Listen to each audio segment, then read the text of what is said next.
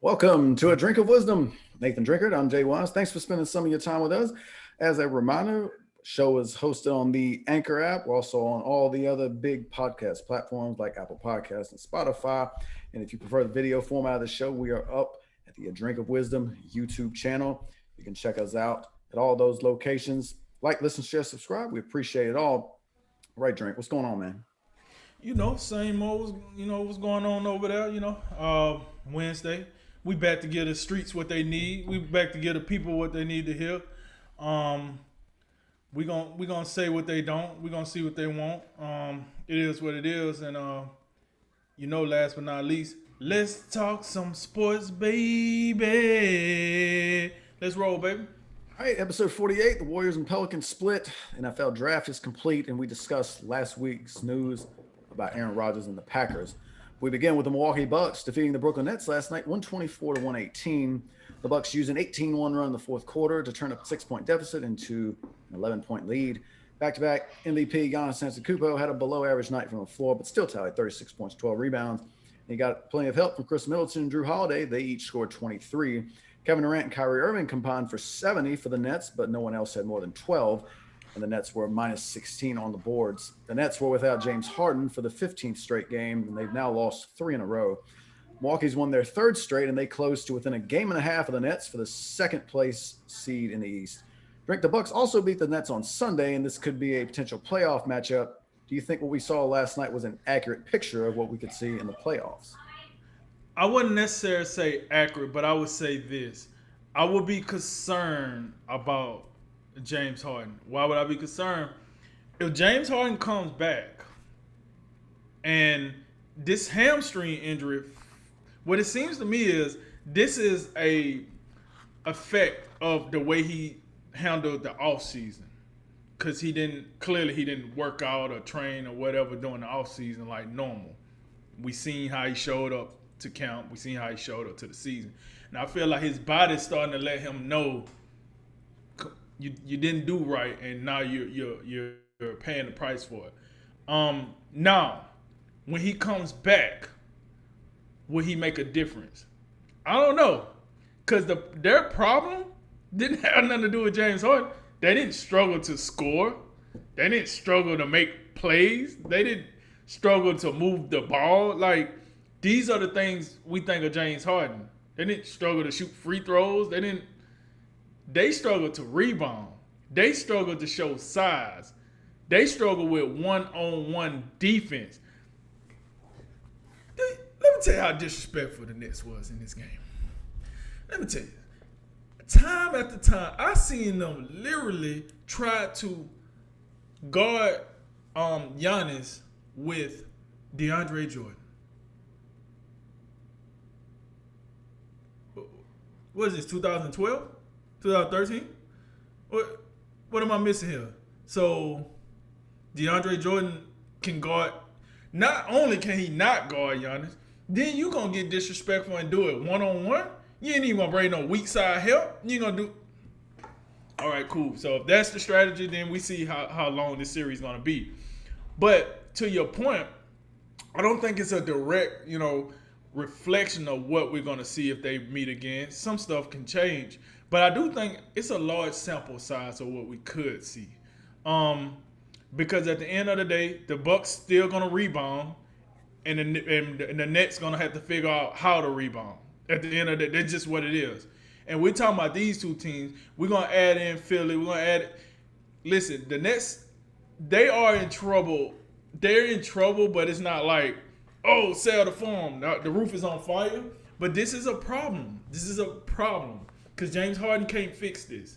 I don't care how good, how elite those 3 guys is. You're telling me right now, if they have an off night, it's an automatic L. That's what you're telling me right now. If they don't make shots, it is an automatic L. How else you gonna win if they don't make shots? If your 3 guys don't make shots, I would love to know what's your plan B, what's your plan C, because I don't think they got one, and that's what I've seen in these 2 games against Milwaukee. Because Giannis been going off, but his road dogs, they may or might not come. You know what I'm saying? And they still win the game. They have a plan B. Giannis, okay, hey Giannis, we're gonna turn you more into a passer. Hey, Drew, we want to put you right here. Middleton, we want to put you right here. Oh, you know what? We still got a pretty decent bench too. Bring the bench in if the starting lineup ain't getting it together. You know, they have a plan B. I'm sorry, but I watched the Nets last night. I don't know if they got a plan B. Kevin Durant played 40 minutes last night. Kyrie Irving played 39. Give me your two stars. So if you got to push them for doggone pretty much 40 minutes apiece, and you still lose the game, I don't know. Maybe you was working out and you wanted some extra, PTN. I don't know. But from what I seen last night, it is a cause for concern. And what my ears heard from the Bucks' performance in the last two games against the Nets is they was telling them, if you want to not get, dismissed in 6 games or possibly 5, y'all might want to bring James Harden and bring in some stilts. Because we're going to bring this to you the whole series. That's just what it is. We're going to bring this. We're going to be in DeAndre Jordan's face the whole series. Blake Griffin, whoever else you want to bring in there, they're going to get this work. So y'all might want to be ready. So I think this game showed some of the negative aspects of the Nets. The lack of defense, the lack of size. This is exactly what the Bucks showed. And for the record, I want to say this before I hand it over to you. I think this top 3 in the East is just so much more interesting than what's going on in the West. I'm sorry, don't beat me up. I know I'm a Lakers fan, LeBron, all that, got it. But the East is, I'm starting to be like, hey, bro, let's just do 2 East games every game. Like, it's just, I'm getting very intrigued with what they got going on over there. Not to say that the Eastern Conference is better than the Western Conference. I'm not saying that by no means. But I will say they're painting a better story than the Western Conference is right now. So, yeah, I would say my final answer is it is not a 100% accurate picture. But if I put a percentage on it, I'm looking at about at least 75. Because I can definitely see the Bucks doing the same exact thing in the postseason. And I can see the Nets not having James Harden in the postseason. I can. So with that said, yeah, I give about 60%. We'll see when if these two teams come around to play each other again. We'll see. But I think it's about a 75% chance that what we see is pretty accurate. I just want to start where you left off because I thought it was pretty interesting. The East-West thing, and we've said all along, we still think the West is better than the East. But the East is more interesting right now, and it's right from the top. That three team race in the East with those top 3 teams who are they're completely separated themselves from the rest of the Eastern Conference. And Milwaukee's made a little push here to make things interesting for that 2nd seed now. But even you look on further down the line, like the Knicks, with how great they've been playing lately, they're a story. Trae Young and the Hawks and what they've been doing. Under the leadership of Nate McMillan. That's been something worth watching. Can't forget about Miami, the defending Eastern Conference champions. The Hornets. They've stepped up. Yeah, the Hornets have been in there.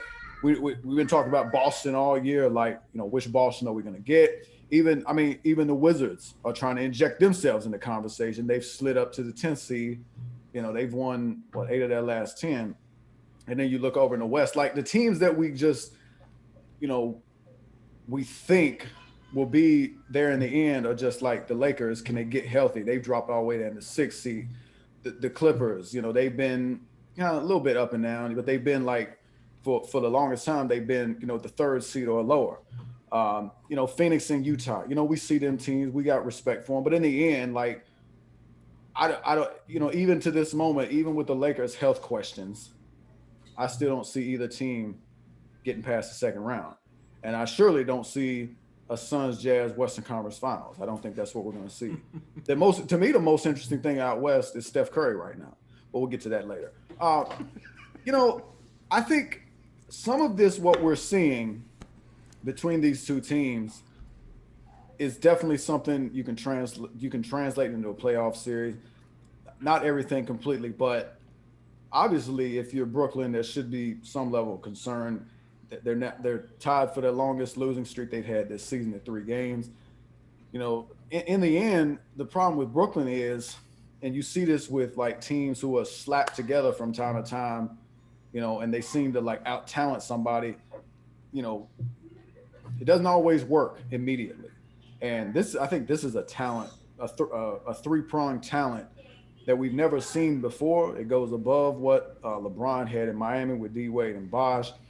It goes above the Boston Celtics big three. And, you know, you can name.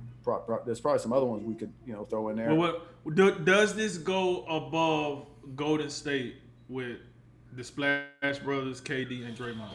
I think it does. I think it does. I think it does right now, especially offensively. But you know, the Warriors. I mean, they already had Steph and Clay and Draymond, you know, cooking together for a while. Then they added in KD, who is, you know, one of the most unselfish superstars that you can throw in. You know, he's a guy that can just fit in. You remember at the time when he came over, it was like, you know, I like the way they play. You know, the ball just moves constantly. It just moves, yeah. So, you know, this is a little bit different because Kyrie and KD came over last season, but KD didn't play due to, you know, the Achilles. Kyrie, you know, he didn't play a whole lot. He was out much of the, you know, second half or whatever. He wasn't in the bubble, you know, all that thing. And then now you insert James Harden. So they don't have a lot of continuity right now. Those three guys have only played 7 times all year, and James Harden's been out for about a month now. So that's got to be concerning in itself. But I mean, even without James Harden, KD and Kyrie Irving should be able to still put you in contention. But the problems they have, you know, on the boards and on defense, they don't, you know, they're going to have to outscore people. And the problem that I have with that is, and it goes back to Steve Nash and Mike D'Antoni and the Phoenix Suns of, you know, a decade ago. They kind of a little bit, I don't think they play as fast and as frantic of a pace, but neither team defends, you know, and they struggle. They appear to struggle on the glass. So I don't know how far it's gonna, and it gets teams like this because Milwaukee with a Drew Holiday, with a Giannis, we know Middleton can play both ends. Lopez is a factor. Now you got PJ Tucker, who you talked about a little earlier before the show. You know, we talked about it when they acquired PJ Tucker. That could be a little X factor missing piece, give you some toughness. We talked about, you know, last year Milwaukee doesn't have that energy, that dog guy, you know, that you need, that Marcus Smart, the Jay Crowder, those type of guys. Right. Didn't have that. Now they have him, and Milwaukee's benefited from being under the radar. They have they're a little bit similar to Philly. You know, you look at Milwaukee and Philly right now as opposed to Brooklyn. Brooklyn looks like they have more talent. You know, if you had to pick 3 players that you would start with, you take KD, you take Harden, you take Kyrie before you would take the trio of Giannis, Middleton, and Holiday. And the same thing, by the way, for Philly. Embiid, Harris, and Simmons, you would take Brooklyn's 3. But after that, you know, you go down the depth chart and the benches, it gets a little bit more even, you know, and some of that probably flips in the favor of Philly and Milwaukee. And Milwaukee and Philly, we know how good Philly defends. Milwaukee can defend, probably not as well as Philadelphia, but they're more capable of playing good defense than Brooklyn is. Now let me ask you this: you pointed out the big 3, and I agree. Neither of the other 2 teams got a big 3, but what about the other 2 starters? Because then I think if you look at it like that, you're right. The big 3. I think the other 2 teams have a better starting 5. And that's because and that's what I meant. You know, as far as you get to the depth, you get to the benches. Okay. Yeah, when you talk about, you know, what is it, Joe Harris and DeAndre Jordan versus Brook Lopez and DiVincenzo. You know, that's probably that may be a little bit of a toss up. I would take Brook Lopez over Jordan. I'd take Joe Harris over DiVincenzo probably, and then Philadelphia with what they're doing. We're not even doing Philadelphia tonight. We're talking a lot about who are their other. Help me out. I'm escaping. So the starting lineup, I think. Oh, it's Seth Curry and Danny Green, right? Danny Green. Okay, yep. yeah. Steph Curry, Danny Green. You talk about Seth Curry and Danny Green as opposed to Joe Harris and DeAndre Jordan. They're both toss up, but you keep going down the line, and you talk about things like defense, and when you talk about Milwaukee, when you can throw in a PJ Tucker, you talk about Philly, you can throw in a Matisse Thybulle, a Shake Milton. you get to, you're talking about Brooklyn right now. You're talking about some of their depth, and it's just, I mean, what is some of this? Who is Michael? What is Blake Griffin? Yeah, Oh, yeah, Blake. That's right, Blake Griffin. Blake Griffin, Bruce Brown, Mike James, and Landry Shamet. It's just, it looks. You hate to see it. You hate to see it. It appears that, yeah, Brooklyn they need all their stars to be operating at, as efficient as they can. And if the one thing about James Harden too is, Brooklyn, obviously they can still win and they can still, outscore you because KD and Kyrie are still that, deadly offensively. But Harden made things easier because, he comes in and he allows Kyrie to just, be a two guard. He can just focus on scoring, and Harden can be the guy to get everybody involved, create open looks for everybody. That is where I think Harden has made the biggest difference, because Brooklyn obviously has all the talent in the world offensively, but it takes them a little more from having a little ISO feel to him. So now James Harden gets the ball moving a little bit better. But, the rebounding and the defense that Milwaukee, has shown, I think it's gonna be tough. I think it's gonna be tough for Brooklyn in a series. But the wild card, I guess, before we look at it, is James Harden gonna be healthy? That's gonna be the biggest question moving forward.